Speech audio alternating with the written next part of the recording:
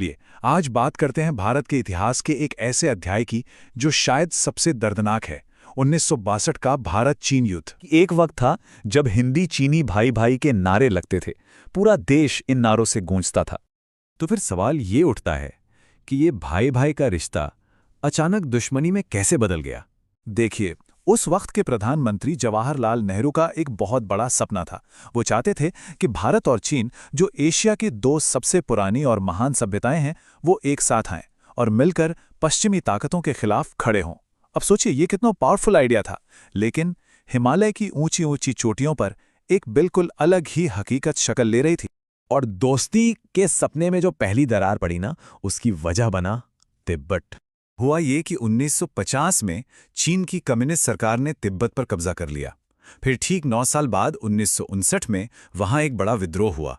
इसके बाद दलाई लामा को वहां से भागना पड़ा और भारत ने उन्हें अपने यहां शरण दे दी। अब भारत के लिए ये एक बहुत बड़ी स्ट्रेटेजिक चिंता की बात थी। क्यों? क्योंकि तिब्बत जो था ना, वो हमेशा से भारत और चीन के बीच एक तरह के बफर जोन का काम करता था, एक गद्दी की तरह। लेकिन अब भारत की सरहद सीधे सीधे चीन से लग गई थी। जो हिमालय पहले एक महफूज दीवार लगता था, अब वो उतना सुरक्षित नहीं रहा। और सबसे बड़ी बात, दलाई लामा को शरण देने को चीन ने अपने लिए एक सीधी चुनौती समझ लिया। लेकिन देखिए, तिब्बत का मुद्दा तो बस एक चिंगारी थी। असली आग तो किसी और वजह से सुलग रही थी, और वो वजह थी एक अनसुलझा बॉर्डर डिस्प्यूट। विवाद असल में दो मुख्य इलाकों को लेकर था। पहला, अक्साई चेन। भारत इसे जम्मू कश्मीर का हिस्सा मानता था, वहीं चीन कहता था कि ये उसके शिनजियांग प्रांत का हिस्सा है। और तो और उसने वहां चोरी छिपे एक सड़क तक बना डाली थी। दूसरा इलाका था अरुणाचल प्रदेश, जिसे उस वक्त NEFA कहा जाता था। हमारे लिए वो हमारा राज्य था, लेकिन चीन उसे साउथ तिब्बत यानी दक्षिणी तिब्बत कहकर उस पर अपना हक जता रहा था। तो इस पूरे झगड़े की जड़ असल में ये थी कि दोनों देशों के बीच में बॉर्डर कभी ठीक से डीमार्केट हुआ ही नहीं था, तय ही नहीं किया गया था। और चीन ब्रिटिश जमाने में खींची गई मैकमोहन लाइन को मानने से साफ साफ इनकार कर रहा था। अब इन सब तनावों के बीच साल 1954 में एक उम्मीद की किरण नजर आई। ये थी पंचशील संधि या पंचशील एग्रीमेंट। इस समझौते में शांति और दोस्ती के 5 बड़े सिद्धांत थे, जैसे एक दूसरे की संप्रभुता का सम्मान करना, हमला न करना, शांति से साथ रहना वगैरह वगैरह। इन खूबसूरत शब्दों पर भरोसा करके भारत को लगा कि बस अब तो शांति पक्की है। लेकिन शायद यही भारत की सबसे बड़ी स्ट्रेटेजिक गलती साबित हुई। सोचिए जरा, एक तरफ भारत शांतिपूर्ण सह अस्तित्व के भरोसे में था, ये मानकर चल रहा था कि अरे युद्ध तो हो ही नहीं सकता। और वहीं दूसरी तरफ चीन क्या कर रहा था? वो चुपचाप अपनी फौज को मजबूत कर रहा था, बॉर्डर पर सड़कें बना रहा था, चौकियां बना रहा था। मतलब वो पूरी तरह से आने वाले किसी भी टकराव के लिए तैयारी कर रहा था। तो अब हालात तेजी से टकराव की तरफ बढ़ रहे थे, और इसको हवा दी भारत की एक नई पॉलिसी ने। साल 1961-62 में भारत ने जो पॉलिसी अपनाई, उसे फॉरवर्ड पॉलिसी कहा गया। अब इसमें हो क्या रहा था? इसके तहत भारत ने विवादित बॉर्डर पर अपनी छोटी छोटी मिलिट्री पोस्ट बनानी शुरू कर दी। और मजे की बात यह कि इनमें से कुछ पोस्ट तो चीन की सप्लाई लाइंस के भी पीछे थीं। मकसद था जमीन पर अपना दावा मजबूत करना। और यहीं पर सबसे बड़ा मिसकैलकुलेशन हुआ। भारत सरकार को यह पूरा यकीन था कि चीन युद्ध नहीं करेगा। उन्हें लगा कि चीन बस थोड़ी बहुत नाराजगी दिखाएगा, लेकिन चीन ने इसे एक सीधी उकसावे की कार्रवाई के तौर पर देखा। अब हिमालय की उन बर्फीली चोटियों पर दोनों देशों की सेनाएं बिल्कुल आमने सामने आ खड़ी हुई थी। तो जंग छिड़ने से ठीक पहले जमीन पर असलियत क्या थी? कैसी थी तैयारी? हकीकत सच कहें तो दिल दहला देने वाली थी। एक तरफ थे हमारे भारतीय सैनिक, जिनके पास न तो पूरे हथियार थे, न सर्दियों से बचाने वाले ढंग के कपड़े, ऊंचे पहाड़ों पर जंग लड़ने का कोई खास तजुर्बा भी नहीं था, और सप्लाई लाइंस भी बहुत कमजोर थीं। और दूसरी तरफ थी चीन की सेना, पूरी तरह से तैयार, अनुभवी, बेहतर हथियारों और लॉजिस्टिक से लैस। वक्त था अक्टूबर 1962 का। हिमालय की ऊंचाइयों पर एक डरावनी सी खामोशी छाई हुई थी। हमारे सैनिक लगभग बिना किसी तैयारी के उन बर्फीली चोटियों पर मुस्तैद थे। मगर ये शांति एक बड़े तूफान से पहले की खामोशी थी। उन्हें शायद अंदाजा भी नहीं था कि बस कुछ ही दिनों में इतिहास का एक बेहद क्रूर और दर्दनाक अध्याय लिखा जाने वाला है। चलिए उस सुबह में चलते हैं। तारीख थी 20 अक्टूबर 1962। हिमालय की बर्फीली चोटियों पर अभी सूरज भी ठीक से नहीं निकला था। सीमा पर तैनात भारतीय सैनिकों के लिए ये एक और सामान्य ठंडी सुबह लग रही थी, लेकिन ऐसा था नहीं। ये एक ऐसा युद्ध था जिसकी कोई औपचारिक घोषणा नहीं की गई थी, कोई वार्निंग नहीं थी। यहां जो समझने वाली बात है वो है इस हमले का पैमाना। देखिए, ये कोई छोटी मोटी झड़प बिल्कुल नहीं थी। एक ही समय पर दो बहुत बड़े मोर्चों पर हमला किया गया, एक तरफ लद्दाख में और दूसरी तरफ नॉर्थ ईस्ट फ्रंटियर एजेंसी यानी NEFA में। भारतीय सैनिकों को कुछ सोचने या समझने का मौका ही नहीं मिला। चेतावनी की जगह सीधी गोलियों की बौछार से उनका स्वागत हुआ। पहले ही पल से भारतीय सैनिकों को सिर्फ दुश्मन से नहीं बल्कि कई और मुश्किलों से भी एक साथ लड़ना पड़ रहा था। ये जो टेबल है ये उस भयानक सच्चाई को बिल्कुल साफ साफ दिखाती है। जरा सोचिए, अक्साई चिन में हमारे सैनिक दुश्मन से तो लड़ ही रहे थे, लेकिन उनके अपने ही हथियार पुराने पड़ चुके थे और सप्लाई भी कम थी।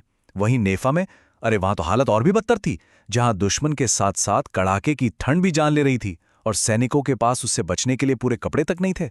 तो हुआ ये कि चीनी हमला इतना तेज और असरदार था कि कई भारतीय चौकियां हमले के कुछ ही घंटों के अंदर उनके कब्जे में चली गईं।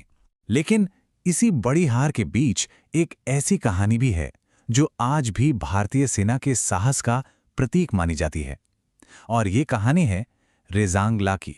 ये कहानी है सिर्फ 120 सैनिकों की, 13 कुमाऊं रेजिमेंट की चार्ली कंपनी के 120 जवान।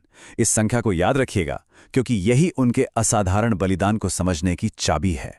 जरा इस फासले को देखिए, एक तरफ हमारे मुट्ठी भर 120 सैनिक और दूसरी तरफ हजारों की तादाद में दुश्मन जो आधुनिक हथियारों से पूरी तरह लैस थे। मेजर शैतान सिंह के नेतृत्व में इन जवानों ने जो किया वो सच में अविश्वसनीय है। वे लड़े आखिरी गोली तक, आखिरी सांस तक। लगभग सभी शहीद हो गए, लेकिन उन्होंने अपनी पोस्ट नहीं छोड़ी। और यही बात इस लड़ाई का सार है। भले ही भारत को युद्ध में हार का सामना करना पड़ा, लेकिन रेजांगला में उन 120 वीरों ने देश के सम्मान को गिरने नहीं दिया। चलिए अब जरा युद्ध के मैदान से दूर दिल्ली की तरफ देखते हैं। सबसे हैरान करने वाली बात तो ये है कि जब सीमा पर हमारे सैनिक अपनी जान दे रहे थे, तब देश के बाकी लोगों को इसकी पूरी सच्चाई पता ही नहीं थी। शायद घबराहट रोकने के लिए या शायद खुद के ही भ्रम की वजह से सरकार और रेडियो युद्ध की गंभीर तस्वीर सामने नहीं ला रहे थे। असल में दिल्ली में एक गहरा कन्फ्यूजन था। सालों की हिंदी चीनी भाई भाई की नीति ने एक ऐसी धारणा बना दी थी कि चीन कभी हमला करेगा ही नहीं। नतीजा, सैनिकों को कभी आगे बढ़ने तो कभी पीछे हटने के उलझे हुए आदेश मिल रहे थे। और इस पूरी गफलत की कीमत सीमा पर लड़ रहा सैनिक अपनी जान से चुका रहा था। अक्टूबर के अंत तक तस्वीर बिल्कुल साफ हो चुकी थी। एक तरफ चीन ने अक्साई चिन के लगभग पूरे इलाके पर कब्जा कर लिया था और दूसरी तरफ नीफा में भारतीय सेना को बहुत पीछे हटना पड़ा था। ये भारत के लिए एक बहुत बड़ी सैन्य हार थी। हिमालय की चोटियां अब फिर से खामोश थीं, लेकिन इस खामोशी की बहुत भारी कीमत चुकाई गई थी। बर्फ की उस सफ़ेद चादर के नीचे सैकड़ों भारतीय सैनिकों का खून जम चुका था। नवंबर की शुरुआत तक भारतीय सेना की हालत बेहद नाजुक थी। सैनिक शारीरिक और मानसिक रूप से बुरी तरह थक चुके थे, संसाधन खत्म होने के कगार पर थे और मोराल वो टूट चुका था। सोचिए जरा, माहौल कितना तनाव भरा होगा। हर किसी को यही लग रहा था कि ये लड़ाई अब और भी भयानक रूप लेने वाली है। लेकिन तभी अचानक चीन ने सब कुछ रोक दिया। ये एक ऐसा कदम था जिसके लिए कोई भी तैयार नहीं था और इसने कई बड़े सवाल खड़े कर दिए। तो सवाल यह है कि चीन आखिर रुका क्यों? असल में ये कोई दरियादिली नहीं थी, बल्कि एक सोची समझी रणनीति का हिस्सा था। देखिए, चीन अपने सामरिक लक्ष्य पूरे कर चुका था। अक्साई चिन पर उसका कब्जा पक्का हो गया था। उस पर अंतर्राष्ट्रीय दबाव भी लगातार बढ़ रहा था और साथ ही हिमालय की जानलेवा सर्दियां भी दस्तक दे रही थीं। तो ये एक बहुत ही कैलकुलेटेड मूव था। और उस सीज फायर का सीधा और पक्का नतीजा ये निकला कि अक्साई चिन का बड़ा इलाका चीन के ही कंट्रोल में रह गया। ये भारत के लिए एक कड़वी हकीकत थी जिसे मानना पड़ा। उस वक्त पूरा देश मानो सदमे, दुख और गुस्से की आग में जल रहा था। हजारों सैनिक शहीद हो चुके थे, कई को बंदी बना लिया गया था। चारों तरफ एक गहरा सन्नाटा था और ऐसे अनगिनत सवाल थे जिनके जवाब किसी के पास नहीं थे। इस एक सवाल ने देश को गहरे आत्ममंथन के लिए मजबूर कर दिया। पूरा देश जवाब चाहता था। इन्हीं जवाबों को ढूंढने के लिए सेना ने एक बहुत ही गोपनीय जांच शुरू की। इस जांच को हम हेंडरसन ब्रूक्स रिपोर्ट के नाम से जानते हैं। इसका बस एक ही मकसद था, उस कड़वे सच तक पहुंचना कि आखिर हमसे चूक हुई कहां थी। इस रिपोर्ट से कई चौंकाने वाली बातें सामने आईं। इसने साफ साफ बताया कि राजनैतिक और सैन्य दोनों स्तरों पर बड़ी गलतियां हुई थीं। रणनीति गलत थी और सबसे बड़ी बात, जमीनी हकीकत से हम पूरी तरह अनजान थे। और एक दिलचस्प बात यह भी है कि ये रिपोर्ट आज तक पूरी तरह से पब्लिक नहीं की गई है। शायद उस पूरे दौर के दर्द को प्रधानमंत्री जवाहरलाल नेहरू के संसद में कहे गए इन शब्दों से बेहतर कुछ नहीं बता सकता।